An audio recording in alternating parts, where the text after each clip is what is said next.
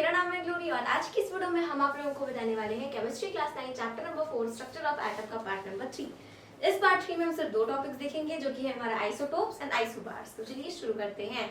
यहाँ पर देखिए, सबसे पहले हमें पढ़ना है इसमें आइसोटोप्स। इसके पहले हमने ये पढ़ लिया है कि एटम क्या होते हैं, इलेक्ट्रॉन्स, प्रोटॉन्स, न्यूट्रॉन्स, उनकी डिस्कवरी कैसी हुई, कौन कौन से मॉडल है, किसके क्या ड्रॉबैक्स है, और साथ में वैलेंसी क्या होती है और एटॉमिक नंबर क्या होता है, मास नंबर क्या होता है, ये सब कुछ हमने पढ़ लिया है।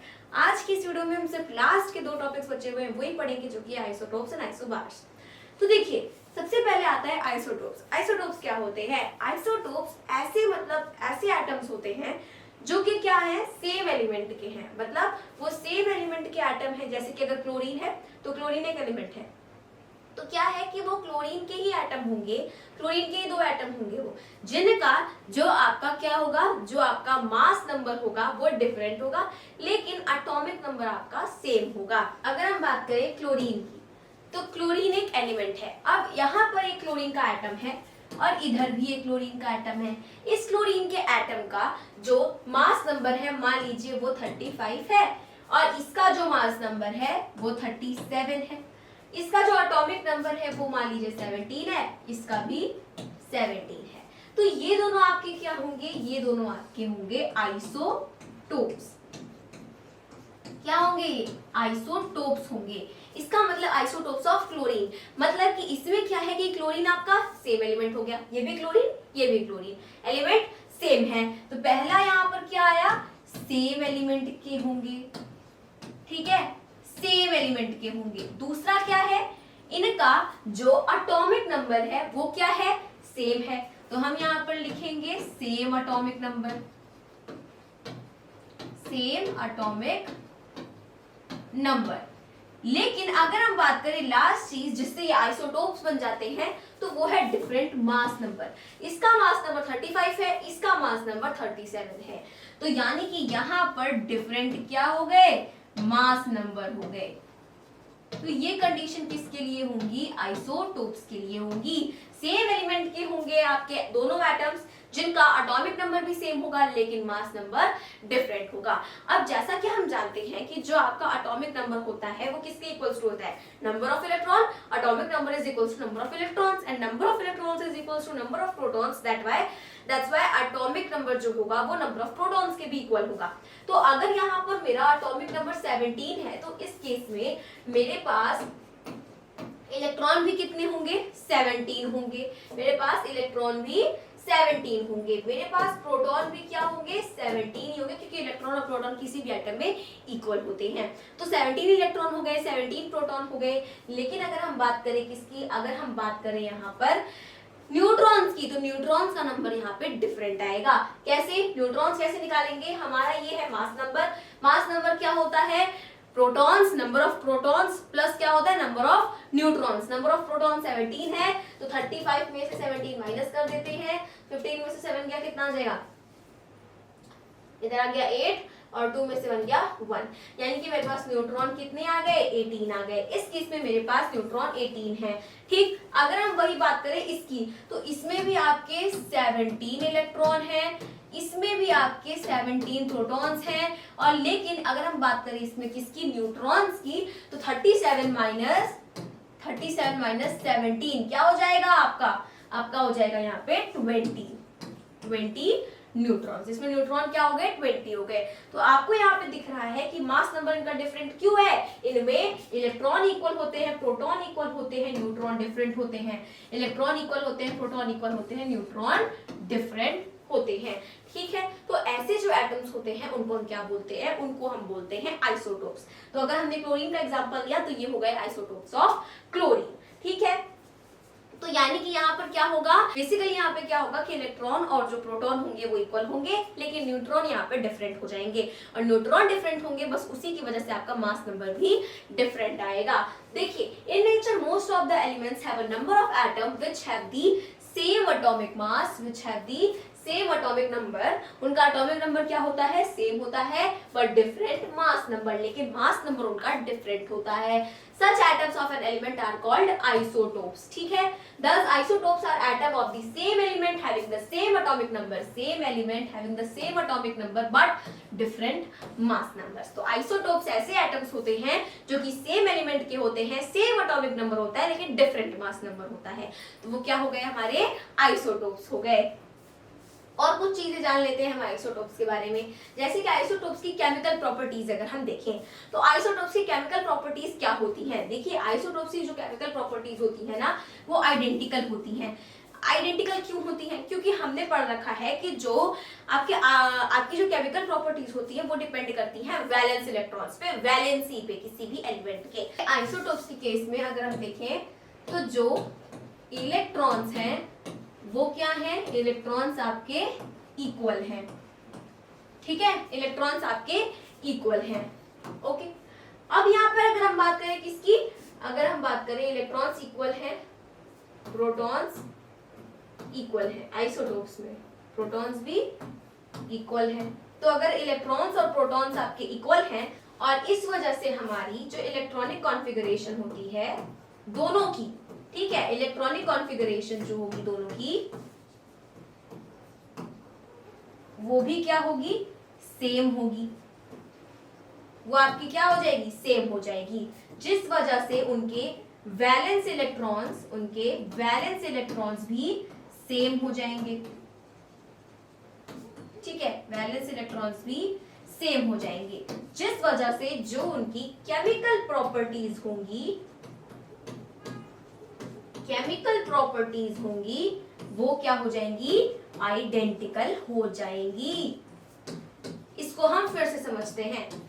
देखिए यहां पर कोई भी एटम है, किसी भी एटम की जो केमिकल प्रॉपर्टीज होती हैं वो उसके इलेक्ट्रॉन्स और प्रोटॉन्स पे डिपेंड करती हैं, क्योंकि इलेक्ट्रॉन्स जो होता है आपका और मतलब इलेक्ट्रॉन जो होते हैं वो क्या होते हैं, इलेक्ट्रॉन्स आपके इलेक्ट्रॉनिक कॉन्फ़िगरेशन को तय करते हैं, है ना। तो अगर यहाँ पर इलेक्ट्रॉन आपका क्या है, इलेक्ट्रॉन आपका इक्वल है और इलेक्ट्रॉन और प्रोटॉन किसी भी एटम में इक्वल होते हैं, तो इलेक्ट्रॉन अगर जितना भी है इलेक्ट्रॉन इक्वल हो गया, प्रोटॉन भी इक्वल हो गया। अगर हम बात करें इलेक्ट्रॉनिक कॉन्फ़िगरेशन की तो वो भी सेम हो जाएगी। सेम क्यों होगी, क्योंकि अगर हम बात करें इसमें तो इसमें भी आपके इलेक्ट्रॉन प्रोटॉन वही है और इसमें भी आपके इलेक्ट्रॉन प्रोटॉन वही है, तो दोनों की इलेक्ट्रॉनिक कॉन्फ़िगरेशन क्या होगी, वही होगी, सेम होगी।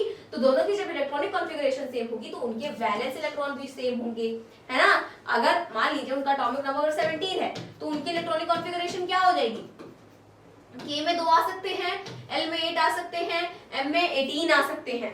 तो यहाँ पर अगर हम देखें 8 to 10 and 7 2 8 7 2, 8, 7 की क्या हो गई, इलेक्ट्रॉनिक कॉन्फ़िगरेशन हो गई। यहाँ पर आउटर मोस्ट शेल में 7 इलेक्ट्रॉन्स हैं और वहां पर भी आउटर मोस्ट शेल में 7 इलेक्ट्रॉन्स हैं। तो दोनों ही केस में इलेक्ट्रॉन्स जो आउटर मोस्ट शेल में इलेक्ट्रॉन्स हैं कितने हैं, 7 हैं। इस वजह से वैलेंस इलेक्ट्रॉन्स भी कितने हो जाएंगे, 7 हो जाएंगे। तो यहाँ पर वैलेंस इलेक्ट्रॉन आपका सेम हो गया और वैलेंस इलेक्ट्रॉन से क्या आपका डिसाइड करते हैं, वैलेंस इलेक्ट्रॉन डिसाइड करते हैं केमिकल प्रॉपर्टीज। तो अगर वैलेंस इलेक्ट्रॉन सेम है तो इस तरीके से आपकी जो केमिकल प्रॉपर्टीज हो जाएंगी वो आइडेंटिकल हो जाएंगी, यानी कि जो आइसोटोप्स होते हैं उनकी जो केमिकल प्रॉपर्टीज होती है वो आइडेंटिकल होती है।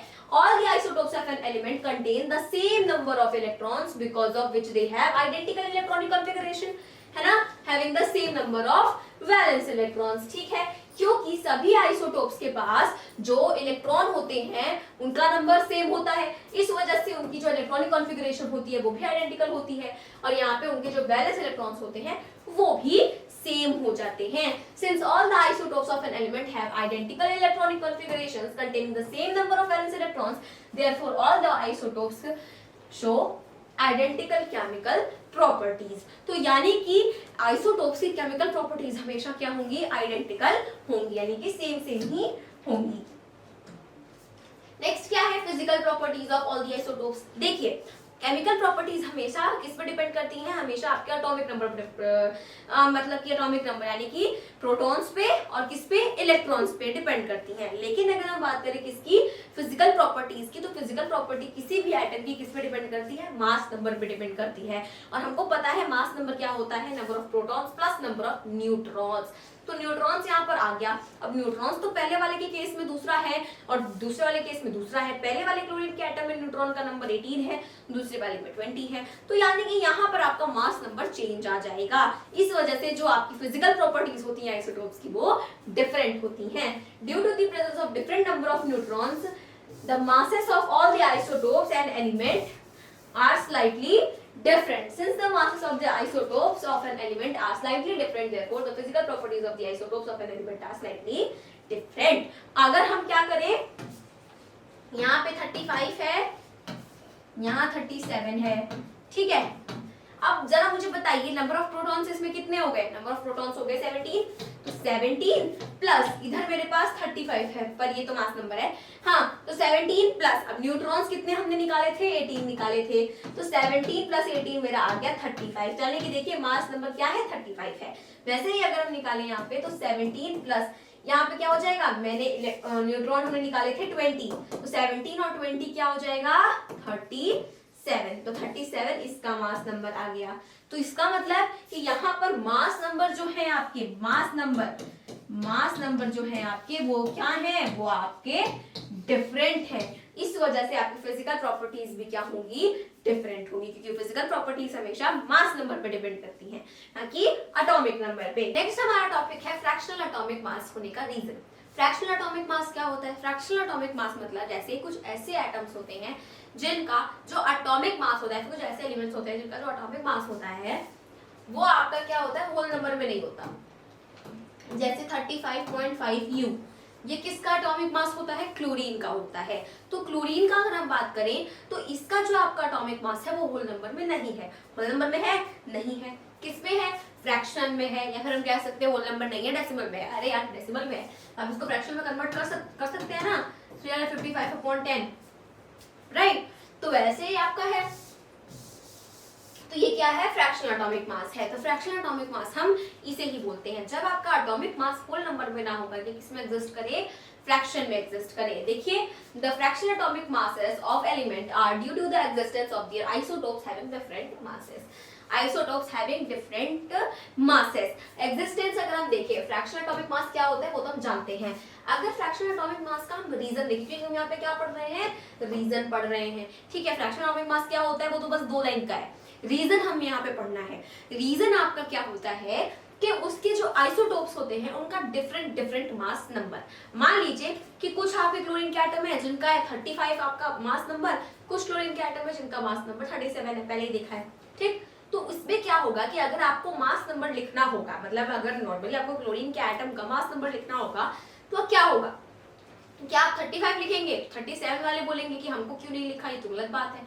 37 को लिखेंगे तो कहेंगे 35 वालों को मतलब प्रायोरिटी नहीं दी, 37 वालों को दे दी, वो बड़े हैं इसलिए। ऐसा नहीं होता है। तो हम क्या करेंगे? हम बीच की चीज लेंगे। बीच की चीज मतलब हम क्या ले सकते हैं? 35 और 37 के बीच में हम 36 ले सकते हैं। लेकिन अगर हम 36 लेते हैं तो वो क्या हो जाएगा? वो होगा कि 37 से एक कम है लेकिन 35 से एक ज्यादा है, तो वो भी उतना यार मतलब उतना ज्यादा सही नहीं है। तो इसके लिए क्या करा जाता है? इसके लिए ना इनका मतलब एक एवरेज निकाला जाता है। मतलब कि एवरेज निकाला जाता है यानी कि परसेंटेज के बेसिस पर निकाला जाता है। जिसका परसेंटेज ज्यादा है, जिनकी मेजॉरिटी ज्यादा है, उनकी ऑफ कोर्स सुनी जाती है। तो वैसे ही अगर हम देखें तो क्लोरीन के एटम में कुछ 35 वाले हैं, कुछ 37 वाले हैं। तो 35 वालों का जो परसेंटेज है वो देखेंगे और 37 वालों का परसेंटेज देखेंगे। 35 वालों का जो परसेंटेज होता है एक क्लोरीन के एटम में वो होता है आपका 75%, ठीक है। और अगर हम 37 वालों का देखें तो वो मात्र होता है 25%। तो यानी कि प्रायोरिटी किसको ज्यादा मिलनी चाहिए? 75 वालों को। तो आप कहेंगे लिख देते हैं फिर 35। नहीं यार, कुछ नहीं तो कम से कम 25% तो है। 25% भी बहुत होता है, 25% तो है 37 वाले। वो यार बोलेंगे कि हम माइनॉरिटी में तो क्या हमको ऑप्रेस करोगे? तो ऐसे भी नहीं कर सकते हम। इसलिए हमें क्या करना पड़ेगा? परसेंटेज निकालना पड़ेगा। कैसे निकालेंगे? तो 35 ऑफ, देखिए यहाँ पे लिखेंगे 75% और 35 प्लस 25% ऑफ 37, राइट। तो हमें इतना पता है मैथ्स में परसेंटेज अपॉन 100 कर दिया जाता है। ऑफ मतलब मल्टीप्लाई होता है, इधर 35 आ गया, प्लस 25 अपॉन 100 कर देंगे, इंटू 37 कर दिया। अब देखिए कितना आएगा। इधर मेरे पास नीचे क्या है, नीचे मेरे पास 2 जीरो, पहले ये नहीं करते हैं, पहले हम इन दोनों का क्या कर लेते हैं, मल्टीप्लाई कर लेते हैं, क्योंकि हमें लास्ट में जोड़ना ही है, तो यहाँ पे कोई तिगड़ा वगैरह नहीं लगा सकते। तो हमको क्या करना पड़ेगा, 75 और 35 का मल्टीप्लाई करना पड़ेगा। 5 5 25 को 5 कैरीज 2, 7 5 35 and 2 37, 5 3 15 को 5 कैरीज 1, 7 3 21 and 1 22। तो इधर आ गया 5, इधर आ गया 12 को 2 and then इधर 6 and then इधर 2, 26 then 25 upon 100, ठीक है। प्लस अब इसमें क्या है, you have to multiply 25 by 37, तो 37 है, 25 है, 25 7 से कितना होता है 175, तो हम यहाँ पर लिखेंगे 5 कैरी 17, 25 3 से 75, 75 प्लस 17 क्या आ जाएगा, 7 5 12 को 2 हाथ से लगा 1, कैरी आपका 1 and then 7 plus 1 8 and then 1 9, तो 925, तो यानी कि यहाँ आ गया आपके पास 925 अपॉन 100। अब यहाँ पे नीचे 100 है, यानी कि 1 के बाद 2 जीरो हैं, तो हम क्या कर सकते हैं, हम यहाँ पे 2 डिजिट पर राइट साइड से पॉइंट लगा देंगे, तो मेरा आ गया 26.25, नीचे नहीं लिखेंगे क्योंकि वो तो हटा दिया ना। प्लस अब क्या है 925 अपॉन 100, तो इसमें राइट साइड से 2 डिजिट पे पॉइंट लगा देंगे, तो 9.25 आ गया। क्या आ जाएगा देखिए, 5 प्लस 5 क्या हो गया 10 को 0 कैरीज 1, ठीक है। उसके बाद 2 plus 2 4 and then 1 5, then decimal लगा देंगे, 9 प्लस 6 15 को 5 कैरीज 1 एंड देन इधर आ गया मेरे पास 3, क्या आया 35.50। अब लास्ट में 0 है तो उसका कोई मतलब नहीं है, वी कैन रिमूव इट, तो हम यहाँ पे इसको हटा देंगे, तो मेरे पास आया 35.5 U एंड ये एटॉमिक मास है किसका, क्लोरीन का। ऐसे ही आप ब्रोमीन का भी निकाल सकते हैं, ठीक है। तो यानी कि ऐसे आपके एलिमेंट्स जिनका जो एटॉमिक मास है वो होल नंबर में नहीं है, वो पॉइंट में एग्जिस्ट कर रहा है, फ्रैक्शन में एग्जिस्ट कर रहा है, तो वो आपके फ्रैक्शनल एटॉमिक मास की कैटेगरी में आ जाते हैं। उसका रीजन क्या होता है, रीजन सिंपल सा होता है, उनके आइसोटोप्स के डिफरेंट मास नंबर्स, ठीक है। तो हम यहाँ पे कैसे निकालेंगे, दोनों का देखेंगे किसका कितना परसेंटेज है एंड देन दोनों को परसेंटेज निकाल करके दोनों को ऐड कर देंगे, तो जो आएगा वही हमारा एटॉमिक मास होगा, fractional atomic mass. Fractional atomic mass को एवरेज एटॉमिक मास भी बोला जाता है। एवरेज एटॉमिक मास इसलिए बोला जाता है क्योंकि 35 वाले भी हैं, 37 वाले भी हैं, तो हमने क्या करा, बीच का रास्ता निकाला, ठीक है। जिसकी मेजॉरिटी ज्यादा थी, जितनी थी उतनी उसको मिल गई, और जिसकी जितनी थी उतनी मिल गई, मतलब एवरेज निकाल लिया, ठीक है। तो इसको एवरेज एटॉमिक मास भी बोला जाता है, एवरेज एटॉमिक मास, ठीक है। अब हम आ जाते हैं हमारे लास्ट टॉपिक जो कि है आइसोबार्स पे। आइसोबार्स आइसोटोप्स के जस्ट ऑपोजिट होते हैं। आइसोटोप्स क्या होते हैं, एटम्स ऑफ डिफरेंट एलिमेंट। जैसे आपके पास क्या है, सोडियम है, एटम्स ऑफ डिफरेंट एलिमेंट, एक आपके एलिमेंट है सोडियम, उसका एटम है, और एक एलिमेंट है मैग्नीशियम, उसका एटम है, ठीक। तो इनमें क्या होता है कि आइसोटोप्स वाले केस में क्या था, mass number different, atomic number same.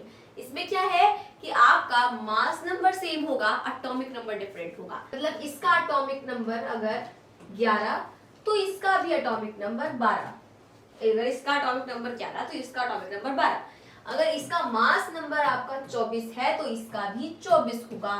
अब इसमें क्या हो गया, ऊपर वाला सेम हो गया, नीचे वाला डिफरेंट हो गया। आइसोटोप्स में नीचे वाला सेम था, ऊपर वाला डिफरेंट था, तो यानी कि यहाँ पे क्या है, मास नंबर सेम है, एटॉमिक नंबर डिफरेंट है, और जो आपके एटम्स हैं वो डिफरेंट एलिमेंट के हैं।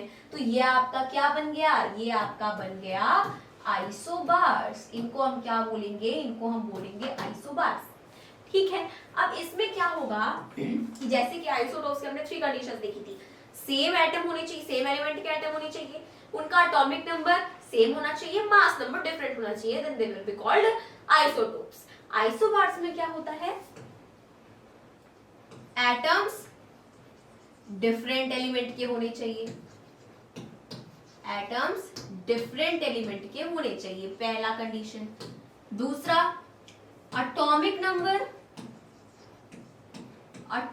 नंबर डिफरेंट होना चाहिए, ठीक है। एंड तीसरा, मास नंबर वो क्या होना चाहिए, वो आपका सेम होना चाहिए, तब वो क्या होंगे, तब वो आपके आइसोबार्स कहलाएंगे, ठीक है। तो देखिए, सोडियम है, मैग्नीशियम है, सोडियम अलग एलिमेंट का एटम है, मैग्नीशियम दूसरे एलिमेंट का एटम है। ठीक, अब इसका अगर हम मास नंबर देखें तो वो भी 24 है, इसका मास नंबर वो भी 24 है। मास नंबर किस पे डिपेंड करता है? प्रोटॉन्स प्लस न्यूट्रॉन्स पे। तो अगर हम इसमें प्रोटॉन्स देखें तो प्रोटॉन्स कितना होगा? जितना आपका क्या है? एटॉमिक नंबर है। तो यहाँ पर हम क्या करेंगे? 11, ये मेरा नंबर ऑफ प्रोटॉन्स है। नंबर प्रोटॉन्स इलेक्ट्रॉन्स तो सेम ही होते हैं, तो ये मेरा नंबर ऑफ क्या हो गए? प्रोटॉन्स हो गए। अब अगर हम देखें नंबर ऑफ न्यूट्रॉन्स तो कैसे निकालेंगे? मास नंबर 24 है, ये रहा, तो इसमें से हम प्रोटॉन्स का नंबर माइनस कर देंगे तो क्या आ जाएगा? न्यूट्रॉन आ जाएगा। तो क्या आ गया? इधर मेरे पास 3 आ गया, इधर 1 आ गया, 13 आ गया। अब इसमें हमने ये जोड़ दिया तो मेरे पास क्या आया? 4 एंड देन 1 1 2 24 आया। देखिए इस केस में अगर वही हम यहाँ पर करें तो इसमें नंबर ऑफ प्रोटॉन कितने हैं? 12 है। अब आप कहेंगे कि ऐसे कैसे बता दिया? क्योंकि एटॉमिक नंबर इलेक्ट्रॉन के इक्वल होता है, इलेक्ट्रॉन प्रोटॉन के इक्वल होता है, तो इसका मतलब प्रोटॉन और एटॉमिक नंबर इक्वल हुए। तो एटॉमिक नंबर 12 है, तो यानी कि प्रोटॉन इसमें 12 होंगे। प्लस अब मुझे न्यूट्रॉन नहीं पता, तो मास नंबर 24 है, 24 में से हम 12 को माइनस करेंगे तो हमें कितना मिलेगा? 1 में से 2 गया 2 एंड 1 में से 1 गया, सो नहीं, इधर आ गया मेरे पास 1, तो 12। ठीक है, अब 12 प्लस 12 यहाँ पर इस केस में भी क्या हो गए? 24 हो गए। तो देखिए यहाँ पर भी जो मेरा मास नंबर आया वो क्या आया? इसमें भी 24 आया, इसमें भी 24 आया। दोनों केस में मेरे मास नंबर क्या है? इक्वल है, सेम है। देखिए आइसोटोप्स में क्या डिफरेंट होता है? आइसोटोप्स में डिफरेंट होता है न्यूट्रॉन। आइसोबार्स में आपका डिफरेंट होता है प्रोटॉन। आइसोबार्स में क्या डिफरेंट होते हैं? नंबर ऑफ प्रोटॉन्स उनमें क्या होते हैं? आपके डिफरेंट होते हैं। लेकिन अगर हम बात करें प्रोटॉन्स की और न्यूट्रॉन्स की तो प्रोटॉन प्लस न्यूट्रॉन हमेशा इक्वल ही आते हैं।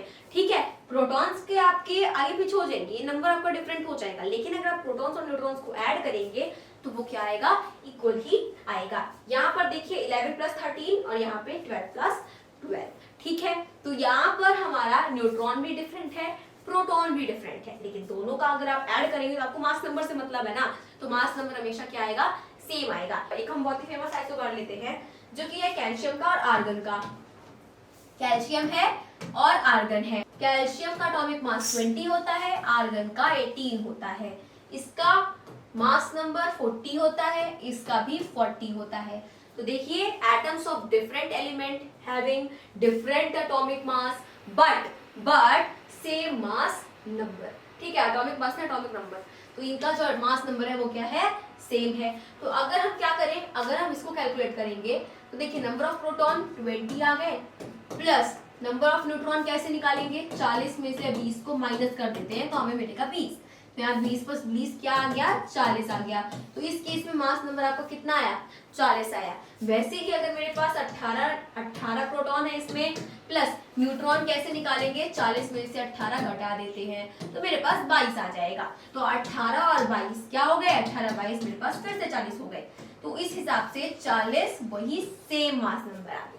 तो देखा यहाँ पर प्रोटॉन भी डिफरेंट है, न्यूट्रॉन भी डिफरेंट है, प्रोटॉन भी डिफरेंट है, न्यूट्रॉन भी डिफरेंट है, लेकिन मास नंबर दोनों का सेम है। ठीक, तो यही चीज थी इसमें, किसमें? आइसोबार्स में। तो फिर से समझ लेते हैं, आइसोटोप्स सेम एटम होंगे, ठीक है, सेम एलिमेंट के एटम होंगे, मास नंबर उनका डिफरेंट होगा, एटॉमिक नंबर सेम होगा। ठीक है, और वैसे ही अगर हम आइसोबार्स में देखें तो उनका जो एटम होगा वो डिफरेंट एलिमेंट का होगा, उनके एटॉमिक मास भी डिफरेंट होंगे और उनका जो मास नंबर होगा वो सेम होगा। तो आइसोटोप्स में क्या हो गए? ऊपर वाला डिफरेंट, नीचे वाला सेम, और आइसोबार्स में नीचे वाला डिफरेंट, ऊपर वाला सेम। ठीक है, और ये दोनों भी डिफरेंट होते हैं किसमें? आइसोबार्स में। और आइसोटोप्स में ये दोनों भी सेम होते हैं।